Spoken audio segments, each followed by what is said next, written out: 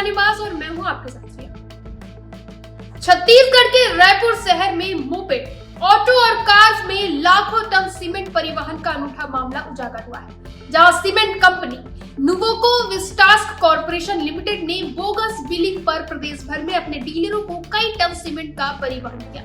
इसके लिए moped, auto, car के साथ ही ब्लैक लिस्टेड और अनफिट वाहन यानी कि कंडम वाहन का उपयोग किया गया। साथ ही दस्तावेजों में बकायदा इसका उल्लेख भी किया गया है। डीलरों के पास सीमेंट की डिलीवरी समय पर नहीं करने पर कई बार कंपनी में शिकायत की गई, लेकिन हर बार उन्हें सिर्फ आश्वासन ही मिलता था। इसके चलते अनुबंध की अवधि समाप्त होने के बाद डीलरों ने दोबारा ऑर्डर नहीं दिया, साथ ही एडवांस में जमा की गई सीमेंट की रकम लौटाने को कहा। इस दौरान गोलमाल जवाब देने पर डीलरों को संदेह हुआ। इसके संबंध में जानकारी जुटाने पर पता चला कि यह खेल गुजरात की सीमेंट कंपनी द्वारा पिछले 25 साल से किया जा रहा है। देखिए इस पर एक खास रिपोर्ट। जीएसटी घोटाले का खुलासा, नुवोको विस्टास कंपनी के खिलाफ जांच तेज। रायपुर और बलौद में एक बेहद गंभीर और बड़े पैमाने पर फर्जीवाड़ा उजागर हुआ है, जिसमें मोपेड, ऑटो, कार और अन्य वाहनों के माध्यम से करोड़ों रुपए मूल्य की सीमेंट तस्करी का मामला सामने आया है। इस पूरे खेल में नुवोको विस्टास कॉर्पोरेशन लिमिटेड का नाम सामने आया है, जो पिछले 25 सालों से बोगस बिलिंग के जरिए अपने डीलरों को सीमेंट देने का वादा करके असली माल नहीं पहुंचा रही थी। इस खेल के लिए कंपनी ने ब्लैक लिस्टेड और अनफिट वाहनों का भी प्रयोग किया। जानकारी के अनुसार रायपुर शहर में कंपनी ने अपने डीलरों से एडवांस राशि ली और उन्हें सीमेंट डिलीवरी का वादा किया। डीलरों ने समय पर माल की मांग की, लेकिन कंपनी ने बार बार आश्वासन देने के अलावा कोई कार्रवाई नहीं की। बालोद की जय ट्रेडर्स की संचालिका मोनिका जैन ने साल 2020 से 21 में 1,22,968 बोरी और 2021 से 22 में 88,337 बोरी सीमेंट खरीदने के लिए 20 लाख रुपए एडवांस में जमा किए। इसके बावजूद फरवरी 2022 तक उन्हें 7,820 बोरी सीमेंट नहीं दी गई। जब उन्होंने राशि वापस मांगने का प्रयास किया तो कंपनी ने एडवांस राशि को समायोजित कर लिया और किसी प्रकार की संतोषजनक डिलीवरी नहीं की। जांच में यह भी पता चला कि कंपनी ने ढुलाई के लिए मोपेड पर 20 से 30 मीट्रिक टन, मोटरसाइकिल और स्कूटर पर 30 मीट्रिक टन, ऑटो पर 17 से 25 मीट्रिक टन, कार पर 22 से 30 मीट्रिक टन और ट्रैक्टर पर 25 मीट्रिक टन सीमेंट ढुलाई की। इसके लिए वाहन नंबर बदलने या केवल कागजों में ढुलाई दिखाने की तकनीक का प्रयोग किया गया। अनफिट वाहन और ब्लैक लिस्टेड वाहन का उपयोग कर ये पूरा खेल बड़ी बेबाकी से खेला गया।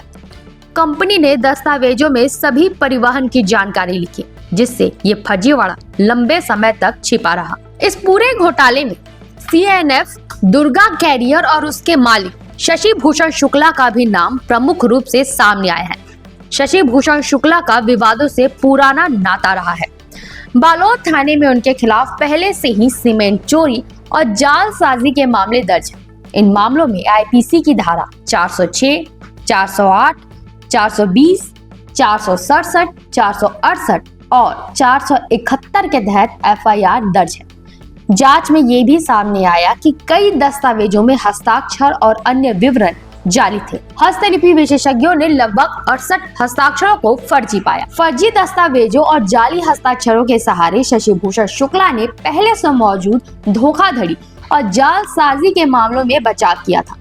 अब वही तकनीक GST चोरी के नए मामले में अपनाई जा रही है। विशेषज्ञों का कहना है कि कंपनी ने CNF एजेंटों के माध्यम से बिलिंग और बिक्री की प्रक्रिया में कई स्तरों पर फर्जीवाड़ा किया, जिससे सरकार को मिलने वाला इनपुट टैक्स क्रेडिट प्रभावित हुआ है।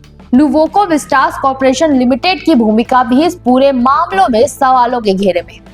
सूत्रों के अनुसार कंपनी को CNF एजेंटों द्वारा किए जा रहे फर्जीवाड़े की जानकारी थी, बावजूद इसके कंपनी ने कोई कार्रवाई नहीं की। इसके चलते ये नेटवर्क और भी मजबूत हुआ और करोड़ों रुपए का राजस्व नुकसान राज्य सरकार को उठाना पड़ा।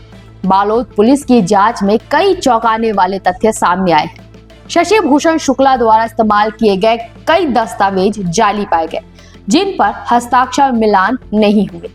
कई दस्तावेजों में एक ही व्यक्ति के अलग अलग हस्ताक्षर थे, जिससे यह स्पष्ट हुआ कि दस्तावेज सुनियोजित तरीके से तैयार किए गए थे। जांच में यह भी सामने आया कि नुवोको विस्टास कंपनी द्वारा अपने एजेंटों और ठेकेदारों के साथ मिलकर बड़े पैमाने पर सीमेंट तस्करी और जीएसटी चोरी की योजना बनाई जा रही थी। इस पूरे खेल में कंपनी ने अपने डीलरों को आकर्षक कमीशन देने का वादा करके एडवांस राशि जमा करवाई और फिर डिलीवरी में हेर फेर की। डीलरों को कागजों में माल भेजा गया बताया गया, जबकि वास्तविक डिलीवरी नहीं हुई। ये खेल पूरे 25 सालों से किया जा रहा था, जिससे राज्य सरकार को भारी राजस्व का नुकसान हुआ। वित्तीय और जीएसटी विशेषज्ञों का कहना है कि जब किसी व्यक्ति पर पहले से धोखाधड़ी और फर्जीवाड़े के आरोप साबित हो चुके हो, तो उसका बड़े कारोबारी समूह के साथ जुड़ना और जीएसटी चोरी के नाम में आने का खतरा बेहद गंभीर है। इससे कर प्रणाली में खामियां आती है और सरकार का राजस्व प्रभावित होता है। प्रशासनिक और वित्तीय विभागों, जीएसटी विभाग और खनिज विभाग से संयुक्त जांच की मांग भी उठ रही है। सूत्रों के अनुसार यदि इस नेटवर्क की पूरी तहकीकात की जाए तो स्पष्ट हो जाएगा कि यह मामला सिर्फ सीमेंट तस्करी तक सीमित नहीं, बल्कि जीएसटी चोरी, फर्जीवाड़ा और बड़े पैमाने पर जालसाजी का एक संगठित रैकेट है। फर्जीवाड़ा करने के लिए रायपुर के मैग्नेटो मॉल में कंपनी का दफ्तर खोला था। वहीं अपने सीमेंट का प्रचार प्रसार करने के लिए एजेंटों के माध्यम से दुकानदारों से संपर्क किया जाता था। डीलरशिप लेने पर आकर्षक कमीशन देने का वादा कर एडवांस राशि जमा करने पर डीलरशिप दी जाती थी, जबकि सीमेंट की बुकिंग कराने के बाद डिलीवरी में हेराफेरी होती थी। दस्तावेजों में पूरा माल भेजना बताया जाता था। साथ ही जीएसटी चोरी करने के लिए कागजों में बकायदा इसकी बिलिंग होती थी। जांच के दौरान ये भी पता चला कि कंपनी द्वारा सीमेंट की ढुलाई में इस्तेमाल किए गए वाहन और दस्तावेज केवल दिखावे के लिए तैयार किए गए थे।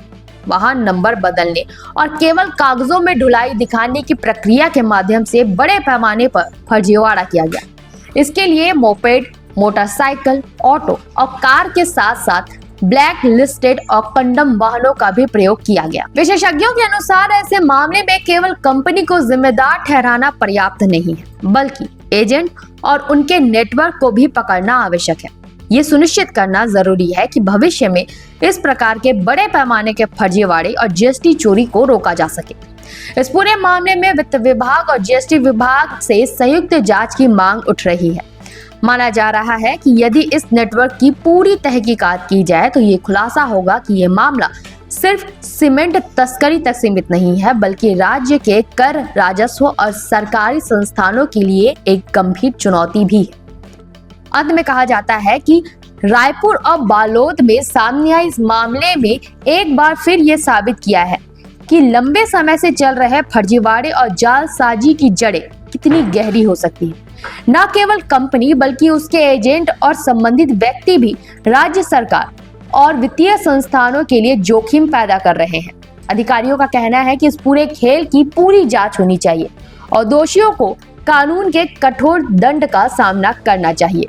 तो इस पूरे मामले ने एक बार फिर यह स्पष्ट कर दिया है कि बड़े कारोबारी घोटाले और फर्जीवाड़े कितने संगठित और लंबे समय तक चलते हैं। रायपुर और बालोद में उजागर हुए सीमेंट और जीएसटी घोटाले ने न केवल कंपनियों और एजेंटों को रणनीतियों को बेनकाब किया, बल्कि राज्य के राजस्व और कानून व्यवस्था के लिए भी गंभीर चेतावनी दी।